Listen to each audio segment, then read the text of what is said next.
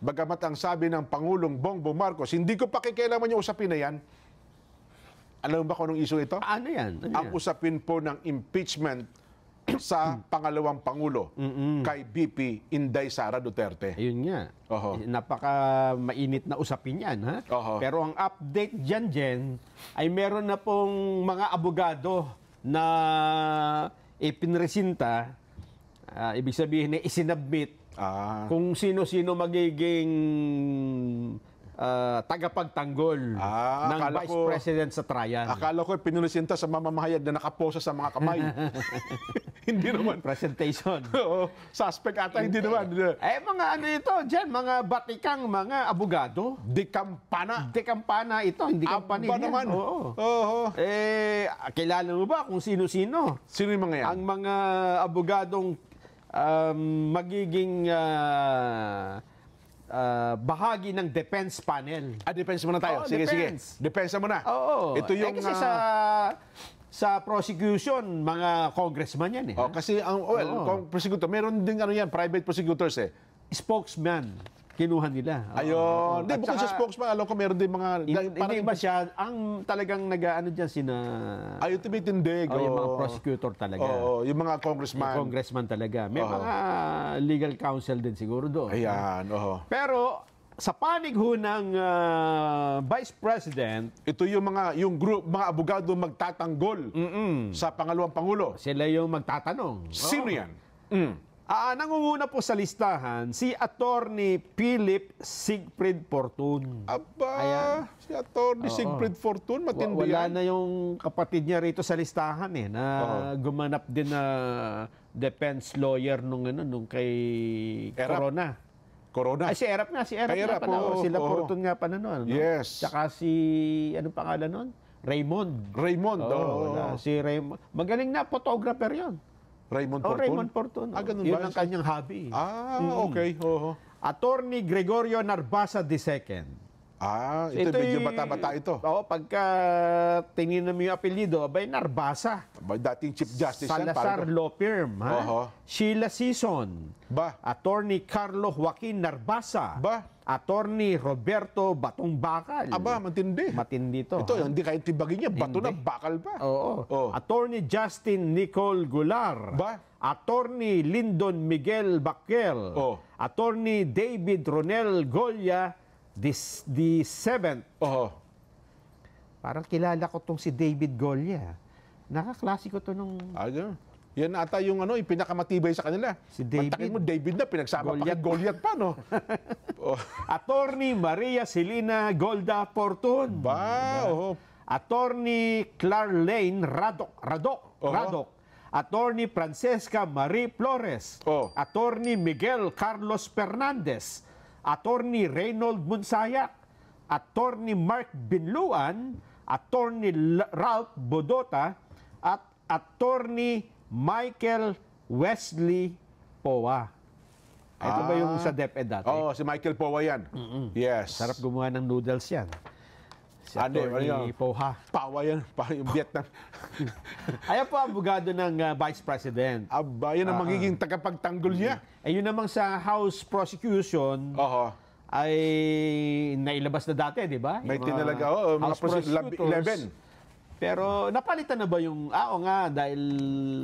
nananatili pa rin, 11 pa rin sila. Kasi dadagdag. May natalo kasing dalawa. Ayun. So, pero diba, pagpasok pa ng 20 Congress. Hindi pa nila alam kung kasi iboboto pa pala yan eh. Ang papalit nga raw, yung Shell Jokno, tsaka yung Laila de Lima. Well, ang tanong doon, kung tatanggapin ba ng 20th Congress? Well, sa ibang issue, sa ibang bagay siguro natin pag-usapan yan. Pero ngayon, ano ang pag-asa nila? Matutuloy ba? Makaka-first base ba man lamang? Ang impeachment? Kasi ang hinihintay nila ngayon, magkaroon na ng proceedings. Di ba? Ayun nga yung paniniwala nila. Kasi hinihintay ata yung 10 araw na sumagot sa summon ang pangalawang Pangulo. Di ba? Pagkatapos ba ng 10 araw? Natanggap na yung summon eh. Yun na nga. Sabi ng Vice President, masarap ang tong summon na to.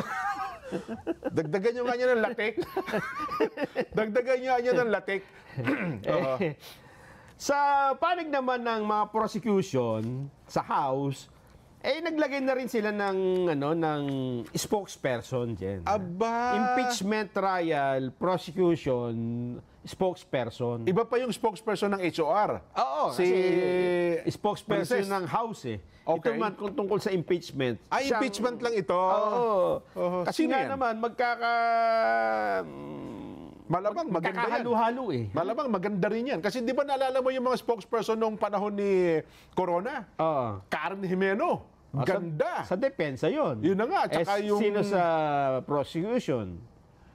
Basta kalimitan yan, magaganda ang ipinupuront nila. Tsaka gwapo yung nakita mo naman yung attorney Tranquil Salvador. Oo. Di ba? Puro sa depensa yon. Oh, yun na nga. Pero dati sino bang spokesperson sa... Wala yata noon. Wala ba tinalaga noon? Parang mga sila din, mga house. Sila Ngayon lang din. ako kaya nagulat nga ako ba, may private lawyer sa prosecution panel. Tapos private na spokesperson ito. Tapos spokesperson Hindi pa. congressman ito. Hindi.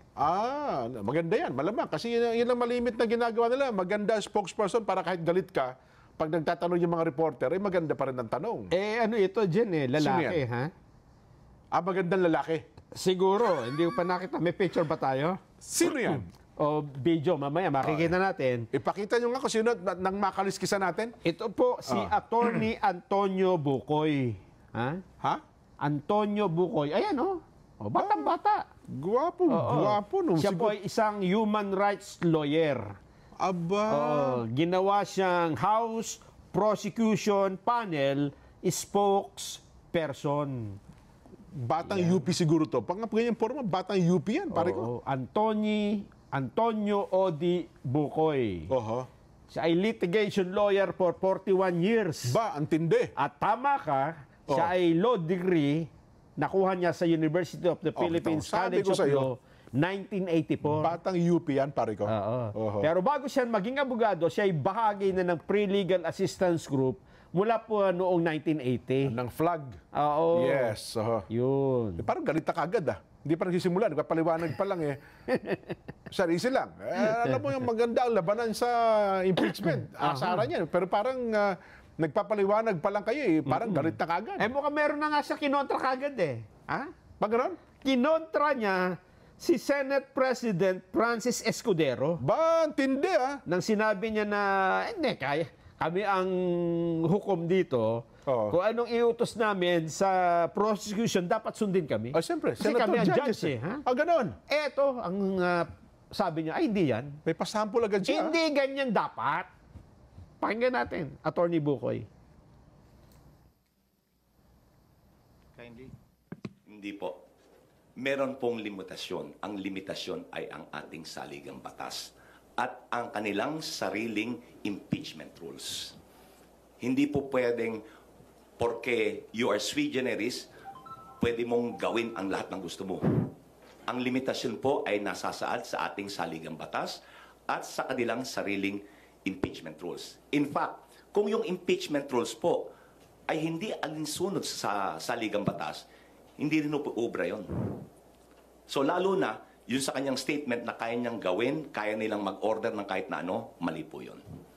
Dapat alinsunod sa parameters na sinet ng saligang batas. Kung inyong tutunghayan, nakahiwalay po yung Article 11 doon sa Article 6. Article 6 ho, tungkol sa trabaho ng paggawa ng batas. Yung Article 11 is for accountability. Very specific yung provision ng accountability. Very specific what the powers are. So, hindi po pwedeng bardagulan to. Hindi pwede na kung anong gusto, yun ang gagawin. May limitasyon. Tama naman. Diba?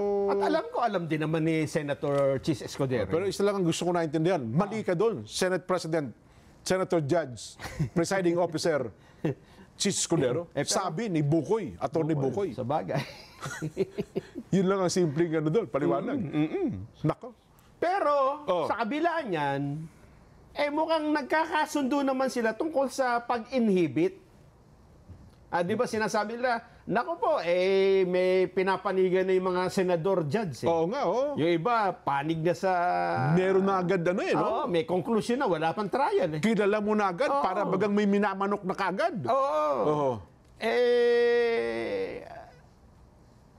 May panawagan nga ngayon na mag-inhibit ang mga senator judges na halatang may mga biases. Aba? Nelson? Pakinggan natin muna si Vice President Sara Duterte. Ayan. Ano po ang reaksyon ng Vice President sa mga nananawagan na yung mga bias na senator judge, wag na kayo sumali sa impeachment? Panig kayo kay BP Inday Pakinggan natin. BP Inday Sara.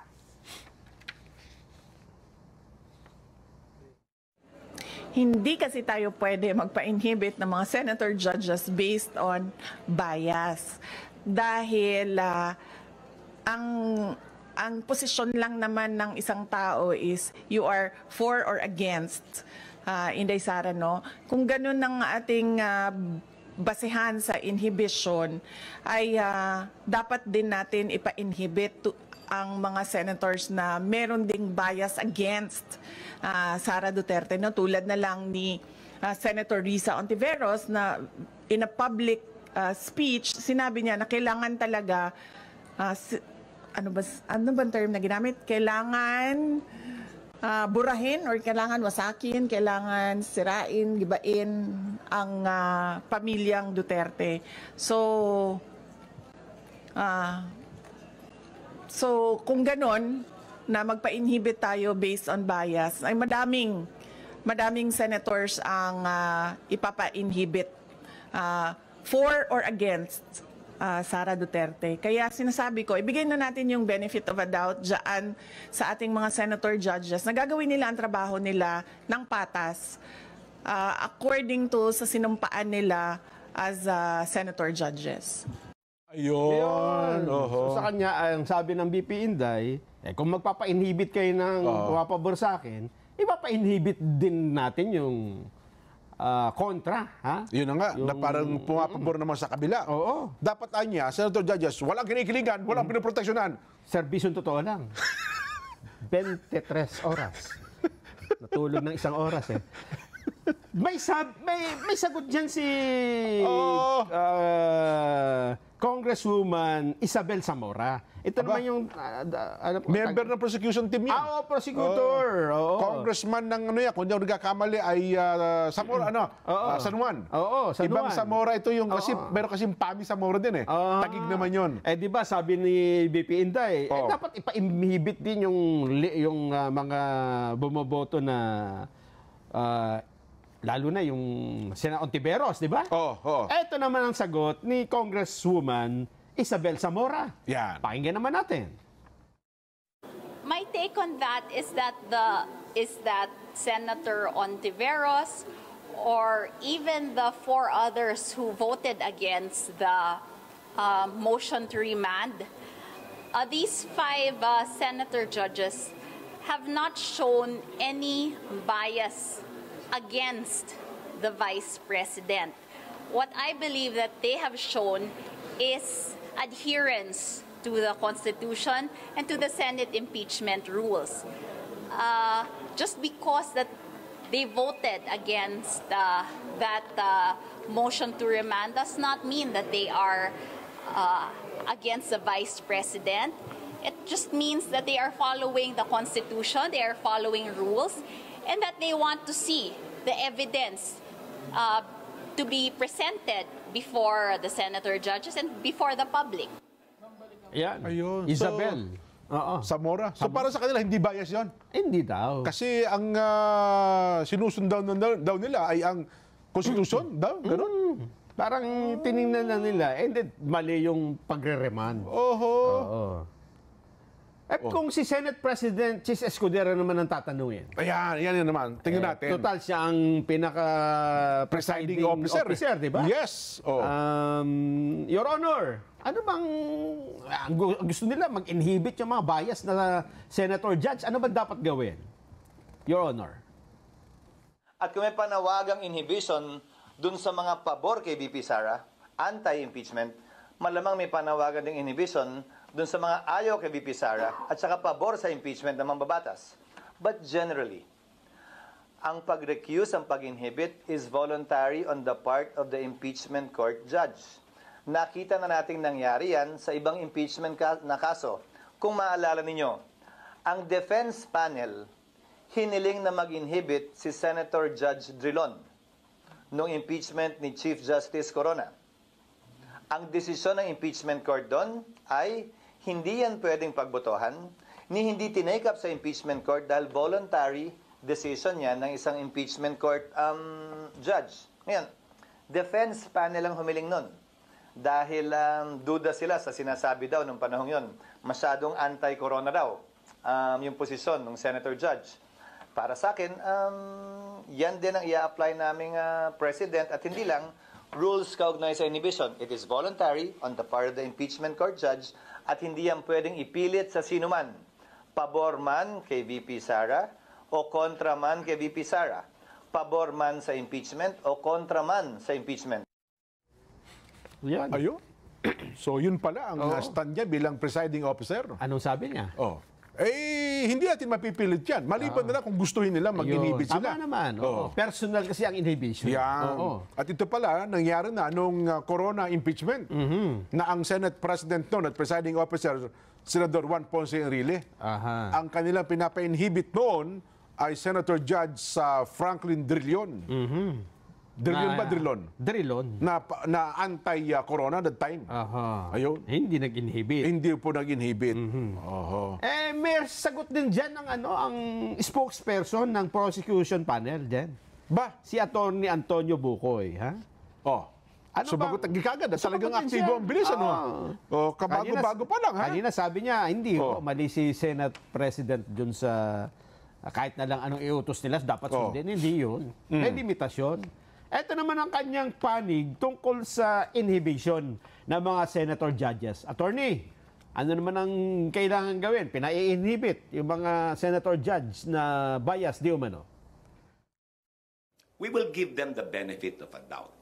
Sapagkat, alam po naman nila yung batas eh. Alam nila kung anong ginagawa nila eh. Nanumpa sila that they will administer impartial justice.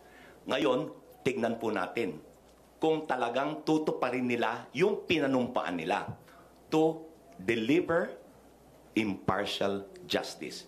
The cold neutrality of an impartial judge. Ayun. Para sa kanya, nabanggit pa pala si Kuya Benny Antiporte. benefit of the doubt. Benny, ang kailangan natin. So, para sa kanya, wag na ipilit ang inhibition na yan. Totoo naman yun kasi kapag ka nag-inhibit ang mga sinasabing mga bias, wala akong matitira sa impeachment court. Ibig sabihin, hindi magkakaroon ng impeachment trial. Kasi ako naniniwala, yung 23 na yan, may kanya-kanyang biases yan. Naman. Di ba? Kahit pa sabi nilang yung cold neutrality of an impartial judge. Di ba? Kasi kung ipapa-inhibit talaga natin yung mga tinuturo nila na bias, wala nang Ako sa tingin ko yun ay technically okay yun pero nangyayari lang yun sa isang proper court Pero kung senator judges may politiko, gaya nitong impeachment trial, aminin man nila o hindi, may biases yan. Ito naman. Di ba? Kasi nga political process di ba? Tanong naman si Yusek Claire Castro ba? Walang alam ko may comments sa tungkol sa mga bias Wala dito ganun. Sige, wag na natin. Sabi ni Jay Ruiz, wag nyo nang isama. Wag na. Oo nga, kabuti-buti na. Kagulo-gulo pa. Kabuti-buti tumatahimik.